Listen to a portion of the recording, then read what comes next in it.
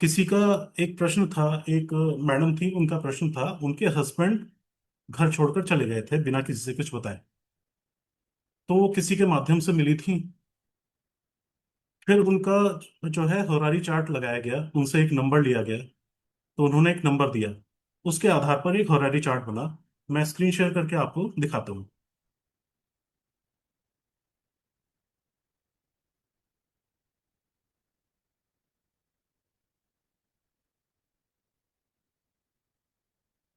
ये एक प्रश्न कुंडली तैयार हुई थी उस समय की। अब इस ये पद्धति जो है, इस पद्धति में क्या है कि आप ये टेबल्स देख रहे होंगे, कस्पल पोजीशन। ये कृष्णमूर्ति का प्रिसीडियस सिस्टम है, जो कि भाव आरंभ से शुरुआत होती है। जैसे आप देखिए, ये असेंडेंट कस्पल, कस्प 1 2 3 4, यहां से लेकर 12 तक, ये 12 भाव हैं, इनको हम यहाँ पे कस्प कहते हैं। और ये उसका साइन है, किस राशि में था ये, राशि लॉर्ड आ गया, ये नक्षत्र आ गया, इस कस्प का ये नक्षत्र आ गया, ये उप नक्षत्र आ गया, और ये उप उप नक्षत्र आ गया। इस उप उप नक्षत्र के माध्यम से हम सारा काम करते हैं यहाँ पर। यहाँ ऊपर जो है हर ग्रह के राशि, नक्षत्र, उप नक्षत्र और उप उप नक्षत्र लिखे हैं। यानी कि राशि, स्टार, सबलॉर्ड और सब सबलॉर्ड। हमें जिस भी ग्रह की का प्रॉमिस, जिस भी ग्रह की स्क्रिप्ट पढ़नी है, वो हम यहां से पढ़ेंगे। सपोज ये जुपिटर है, ये लग्न का उप उप नक्षत्र है। सर इसमें सीट लिया था आपने?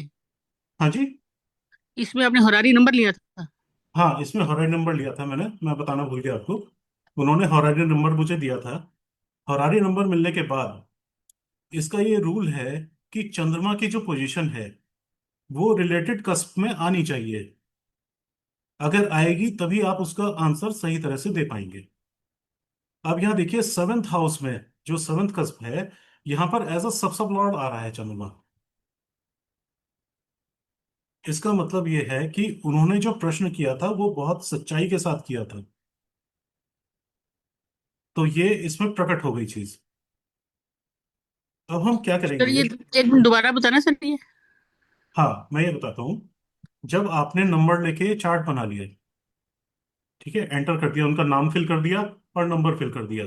जैसे ये है, यहाँ पे एच लिखा है ना, यहाँ पर आपने क्लिक किया, किसी ने ऐसी बता दिया। अब यहाँ पे आपने हरारी नंबर लिख दिया। मैंने उनसे पूछा, 1 से लेकर 2193 के बीच में एक नंबर बताइए। 2193 क्यों है? क्योंकि उप उप नक्षत्र लेवल पर हमारे पास 2193 नंबर आ जाते हैं नक्षत्रों के। कृष्णमूर्ति में 249 आते थे। कृष्णमूर्ति में हम 1 से लेकर 249 तक मांगते थे। यहाँ पर हम 2193 तक के नंबर कोई सा भी मांग सकते हैं। यहाँ पर कोई भी नंबर, सपोज 12 मांग लिया, फिर उसे ओके कर दिया। इस तरह से चार्ट बनकर तैयार हो जाता है। यहाँ तक सर क्लियर है? आपने इसमें कौन सा यूज किया, केपी, न्यू, ओल्ड, आयांश, मतलब कौन सा यूज किया इसमें? सॉफ्टवेयर। सॉफ्टवेयर नहीं सर, आपने केपी न्यू, केपी ओल्ड या खुल्लर पत्ती, ये कौन सा इसमें लिया जिसमें टू वन फोर इसमें नाइन ये खुल्लर लिखा है? पद्धति ली है। बाय अच्छा। डिफॉल्ट इसमें खुल्लर पद्धति ली है, क्योंकि उनकी डायरेक्शन में सॉफ्टवेयर बना था। ठीक है सर। हाँ जी। तो हमने ये देखा कि मून जो है सेवन्थ हाउस में आ गया। अब हम ये देखेंगे कि जो ये चार्ट बना है उन मैडम का जिन्होंने पूछा था, हमें ये देखना है कि उनको जल्दी ही कोई ना कोई समाचार मिलेगा या नहीं मिलेगा। उनको खबर मिलेगी या नहीं मिलेगी। खबर का जो हाउस होता है, थर्ड होता है। अब हम थर्ड हाउस का लिंकेज देखेंगे। सर ये मिसिंग पर्सन आप सिक्स हाउस से देख रहे हो? हाँ जी। मिसिंग पर्सन किस हाउस से देखेंगे हम? मिसिंग पर्सन मैं आपको बताऊंगा। अभी क्या है कि मिसिंग पर्सन जो है, सर जिन्होंने जिन्होंने प्रश्न पूछा है, उनके हस्बैंड है। हम बाद में इस चार्ट को सेवन्थ हाउस से रोटेट करेंगे, तो वो मिसिंग पर्सन का चार्ट बन जाएगा। अभी सेवेंथ क्या हाउस है। उनके हस्बैंड का हो गया ना, जिन्होंने पूछा सेवेंथ हाउस उनके हस्बैंड का हो गया, तो हाँ, सेवेंथ हाउस सेवन्थ हाउस इसलिए उनके लिए। husband। लेकिन अभी क्या है कि हम उन मैडम के चार्ट के हिसाब से देखेंगे कि खबर उनको मिलनी है, परेशानी उनकी है, उनको खबर मिलेगी या नहीं मिलेगी। म्यूज का हाउस है थर्ड। थर्ड हाउस का सब सब लॉर्ड यानी कि सैटर्न, उपउप नक्षत्र, ये किसके स्टार में है? हम यहाँ ऊपर की टेबल में देखेंगे। आप यहाँ राशि नहीं देखेंगे, यहाँ आप ये देखेंगे कि मार्स के नक्षत्र में है, और साथ ही ये अनटेनेटेड यानी कि पीएस है इसका। तो सैटर्न अपने भी और मार्स के दोनों के रिजल्ट देगा। हमें ये देखना है कि इसका कनेक्शन 3, 9 और 11 से हो रहा है या नहीं। तो Saturn as a Saturn 9th house में पोस्टेड है। 3 ने 9 को इन्वॉल्व कर लिया। अब देखना है कि सबलॉर्ड मून कहाँ है, और सब सबलॉर्ड फिर सैटर्न है। तो मून हमें देखना है, मून हमारा 7th हाउस में है, और हाँ 7th हाउस में आ रहा है, पॉजिटिव है ये हाउस। और सैटर्न जो है फिर हमारा 11th हाउस में आ गया। तो 3, 9, 11 की हमारी लिंकेज बन गई यहाँ पर, यानी कि उनको खबर मिल जाएगी, जल्दी न्यूज मिल जाएगी। अब हमें ये देखना है कि जो उनके हस्बैंड हैं जो गए थे, उनकी पोजीशन क्या है, उनका माइंडसेट क्या था, वो कितनी दूर गए हैं, कहाँ गए हैं, उनकी लाइफ सेफ है या नहीं, वो सुरक्षित है या नहीं, ये भी हम देखेंगे। हस्बैंड का ये लग्न बना, चंद्रमा उनका सबसे ब्रॉड बना, ये चंद्रमा मार्स के नक्षत्र में है।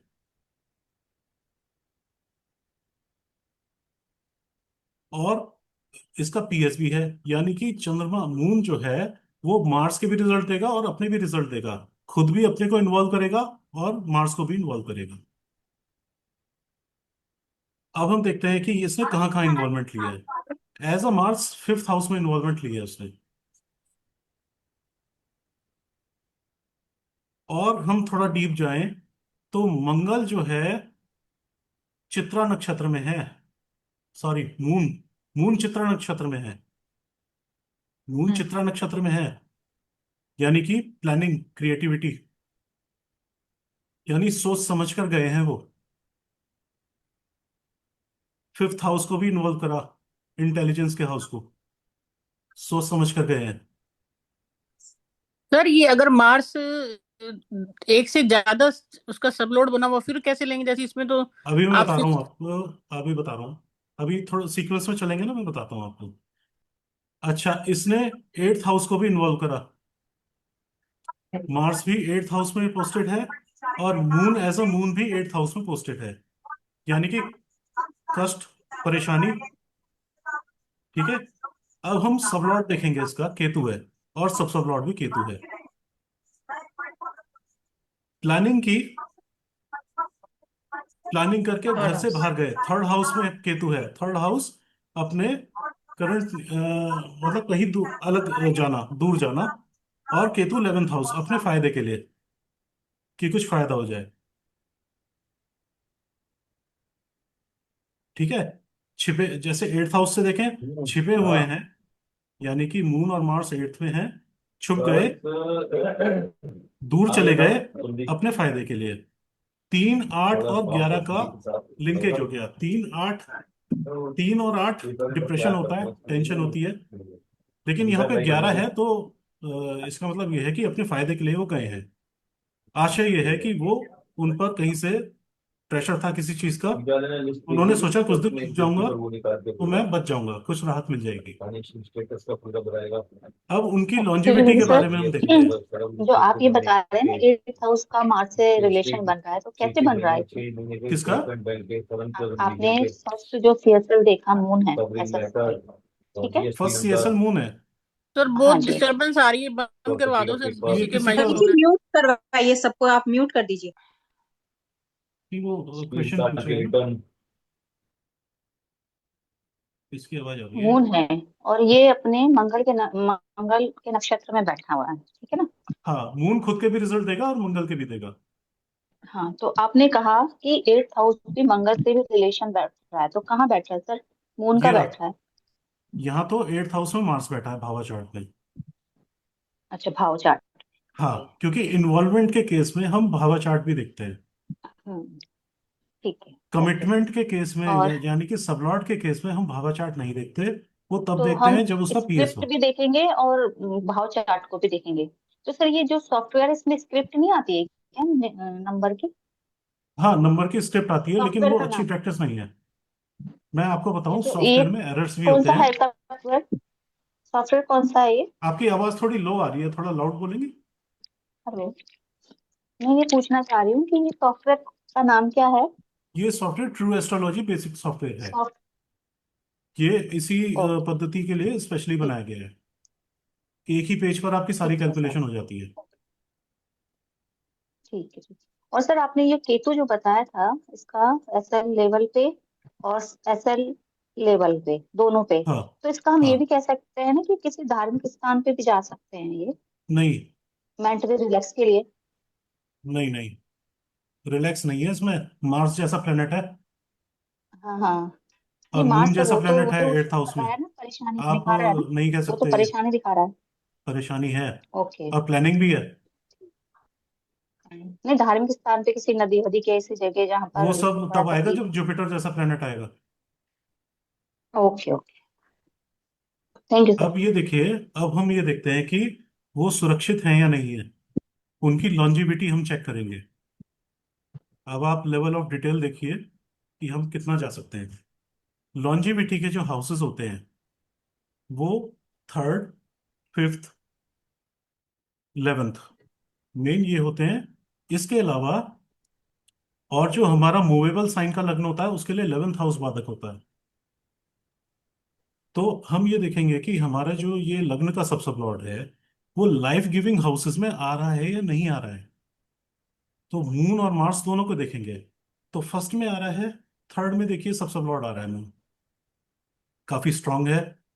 फिफ्थ में मार्स आ रहा है, चाहे मून आ जाए या मून का स्टार आ जाए, फिफ्थ में आ रहा है। और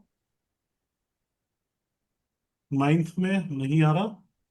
11th में हम नहीं देखेंगे क्योंकि ये चर लग्न है, चर लग्न के लिए 11 बाधक होता है। हमारे दो से ज्यादा लाइफ गिविंग हाउसेस में ये है तो इसका मतलब वो सुरक्षित है। अगर ये आता एक आठ सेकंड मारक हाउस बाधक, यानी कि दो, सर, दो। सात, आठ और बाधक हाउस में यानी कि 11 में, इन हाउसेस में आता तो हम ये, और किसी भी लाइफ गिविंग हाउस में नहीं आता तो हम ये कहते हैं कि लाइफ को खतरा है।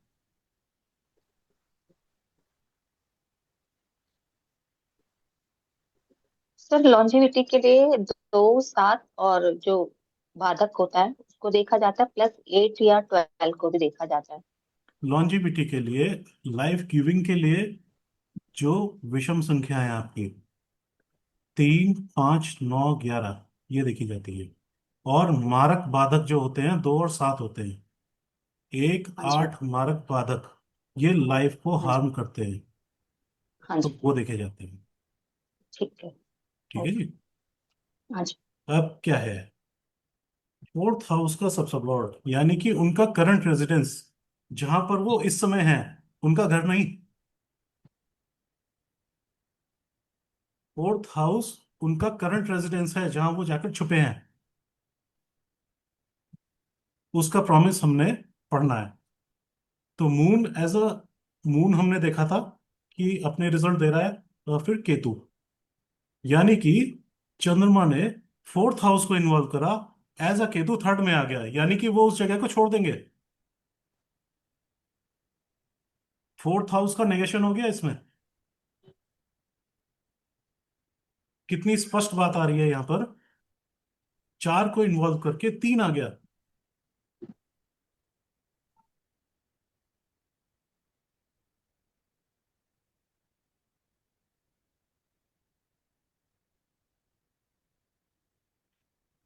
अब देखिए, थर्ड का हम देखेंगे।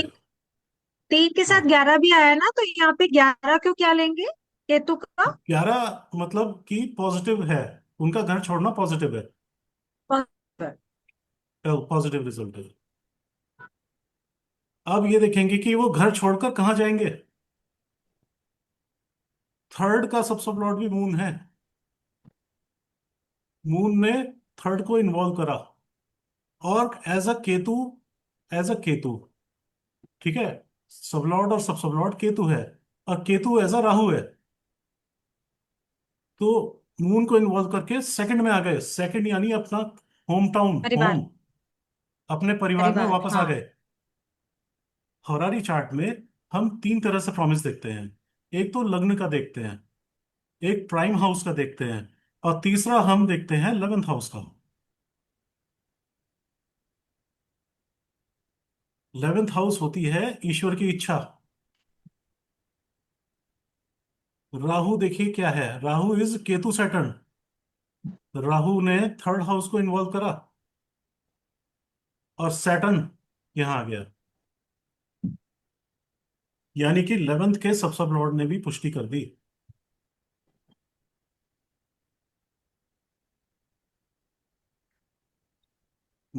ये घटना थी 10/3/2023 की। उस समय का ये जो दशा सूक्ष्म प्राणा चल रहे थे। जब प्रॉमिस हमारा इतना मजबूत है तो हम सूक्ष्म और प्राणा पर ही जाते हैं। अब आप देखिए, 10/3 को मून था, 10/3 की रात को गए थे। अब फिर उसके बाद आया मार्स, अब फिर आया राहु। आप ये देखिए राहु ने कितना अच्छा प्रॉमिस दिया, कितना अच्छा रिजल्ट दिया था, अपने कुटुंब में उसको वापस ला रहा था। राहु के आते ही वो वापस आ गए।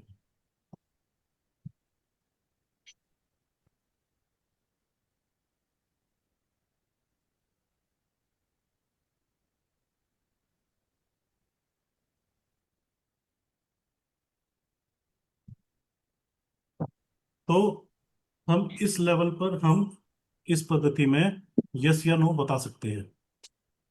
सारा खेल इन लिंकेजेस का है। इसमें क्या होता है कि दशा के बाद गोचर भी देखा जाता है, प्रोग्रेशन भी देखा जाता है। उस सबको देखने का तरीका लिंकेजेस ही है। सपोज जुपिटर एक साल की घटना को बताता है।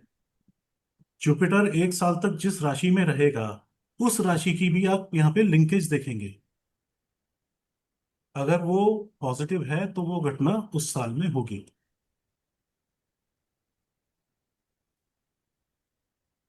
एक महीने, सपोज एक साल आपने निकाल लिया, उसके बाद आपको महीने पे जाना है तो आप सन की राशि देखेंगे कि किस महीने सन अच्छी लिंकेज दे रहा है, और दिन निकालना हो तो चंद्रमा की राशि देखेंगे।